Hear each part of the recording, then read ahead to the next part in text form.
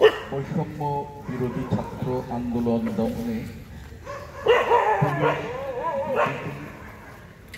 ও সরকারের পেটুয়া বাহিনী, আওয়ামী লীগ, যুবলীগ ও ছাত্রলীগ সন্ত্রাসীদের দ্বারা আন্দোলনকারীদের উপর হামলা,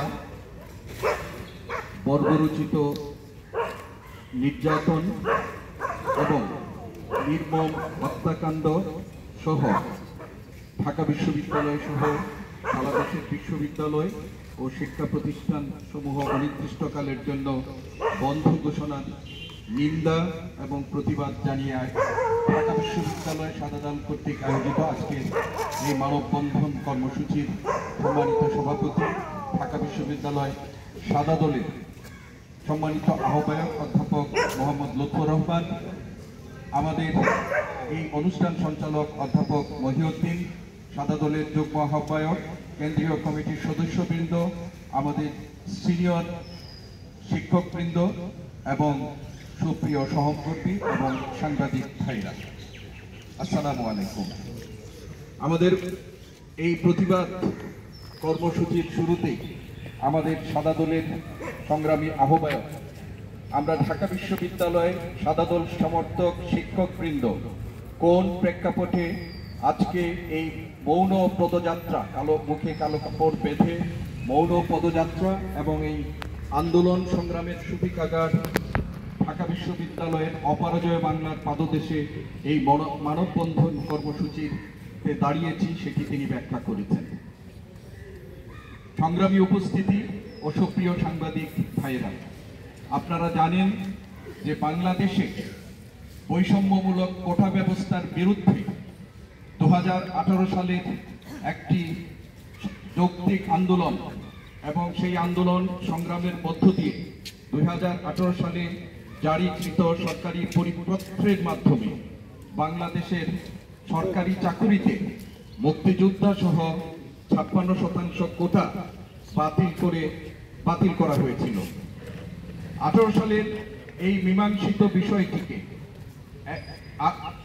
কারো সংক্ষুব্ধ পক্ষের আবেদনের প্রেক্ষিতে, রিটের পরিপ্রেক্ষিতে মহামান্য হাইকোর্ট সেটি বাতিল করে পুনরায় বাংলাদেশের এই কোটা ব্যবস্থা পুনঃপ্রবর্তন করে। এই কোটা ব্যবস্থা প্রবর্তনের বিরুদ্ধে বাংলাদেশের শিক্ষার্থী এবং চাকুরি প্রত্যাশীরা তারা নিয়মতান্ত্রিক আন্দোলন শুরু করেছিল, আপনারা সকলেই সেই কথা জানেন। এবং এই আন্দোলন চলাকালীন সময়ে মহামান্য বৃন্দ এবং বিশেষ করে আমাদের বাংলাদেশের বর্তমান সরকারের মাননীয় প্রধানমন্ত্রী থেকে শুরু করে মন্ত্রী পরিষদের সদস্যবৃন্দ এবং ক্ষমতাসীন রাজনৈতিক দলের উৎপাদক, তিনি এই আন্দোলনকারীদেরকে এবং এই আন্দোলনকে কটাক্ষ এবং ভয় প্রতিপন্ন করে যে সমস্ত বক্তব্য প্রদান করেছেন, সেই বক্তব্যগুলো আন্দোলনকারীদের কাছে যৌক্তিক মনে হয়নি। বিশেষ করে 14 তারিখে মাননীয় প্রধানমন্ত্রীর বক্তব্যের পর, সাংবাদিক সম্মেলনের পর, এই কোটা আন্দোলনের সাথে যুক্ত ব্যক্তিবর্গের বা যারা এই শিক্ষার্থী এবং চাকরি প্রত্যাশী ছিল, তাদেরকে পরোক্ষভাবে রাজাকারের সাথে তুলনা করার বা রাজাকারের উত্তরাধিকারীদের সাথে তুলনা করার কারণে এই কোটা আন্দোলন আরো জোরালো এবং বেগবান হয়। এবং এই আন্দোলনকারীদের যে বক্তব্য, সেটিকেও খণ্ডিত করে আমরা দেখলাম সরকারের বিভিন্ন মহল থেকে এবং সরকার সমর্থক সুশীল সমাজের পক্ষ থেকে এই আন্দোলনকারীদেরকে, এমনকি আমাদের ঢাকা বিশ্ববিদ্যালয়ের শিক্ষক সমিতি পর্যন্ত এই আন্দোলনকারীদেরকে ভিন্নভাবে উপস্থাপনের জন্য চেষ্টা করেছে। তার চেয়েও বড় যে ভয়াবহ চিত্রটি আমাদের সামনে এসেছে, সেটি হচ্ছে বর্তমান ক্ষমতাসীন রাজনৈতিক দলের নেতা, যিনি সাধারণ সম্পাদকের দায়িত্ব পালন করছেন, তিনি নির্দেশ দিলেন যে তাদের যে ছাত্র সংগঠন পেটুয়া ছাত্রলীগ, তাদেরকে নির্দেশ দেওয়া হয়েছিল যেন রাজনৈতিকভাবে এই কোটা আন্দোলনকে মোকাবেলা করা হয়। 15 তারিখের এই ঘোষণার পরই শান্তিপূর্ণ আন্দোলন কর্মসূচি পালনকারী ঢাকা বিশ্ববিদ্যালয়ের শিক্ষার্থীদের উপর কি ধরনের নারকীয় এবং বর্বরোচিত আক্রমণ সেদিন ছাত্রলীগ পরিচালনা করেছে, সেটি আপনারা দেখেছেন, গোটা জাতি দেখেছে। ঢাকা বিশ্ববিদ্যালয়ে কোটা আন্দোলনকারীদের বিরুদ্ধে এই ধরনের নারকীয় হত্যা, নারকীয় আক্রমণ, বর্বরচিত আক্রমণ, সেটি গোটা বাংলাদেশের ছাত্র সমাজকে বিক্ষুব্ধ করেছিল, তরুণ প্রজন্মকে বিক্ষুব্ধ করেছিল, যার ফলশ্রুতিতে গোটা আন্দোলনকে কেন্দ্র করে সারা দেশে এই আন্দোলন বেগবান হয়।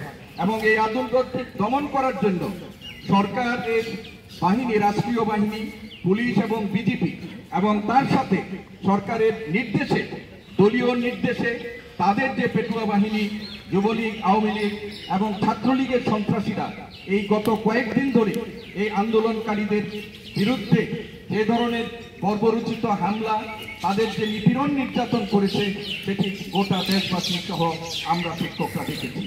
আমাদের দুর্ভাগ্য, এবং আমি এখানে লজ্জিত একজন শিক্ষক হিসাবে, আমাদের এই শিক্ষার্থীদের উপর যে আক্রমণ হয়েছে, সেই আক্রমণ প্রতিহত করতে আমরা তাদের পাশে সেইভাবে দাঁড়াতে পারিনি। বরং আমাদের ঢাকা বিশ্ববিদ্যালয়ের জন্য আরো দুর্ভাগ্য যে আমাদের শিক্ষক সমিতি বলে যে সংগঠনটি আছে, তারা এই শিক্ষার্থীদেরকে রাজাকার তারা নাকি বলেছে, সেই মানে নিজেদেরকে ঘোষণা করেছে, সেই নামেও তাদেরকে কটাক্ষ করেছে। শিক্ষক হিসাবে আমরা লজ্জিত, এবং শিক্ষক সমিতির এই অবস্থানের সাথে সাদা দল কোনোভাবেই একাত্ম ছিল না এবং এখনো নেই।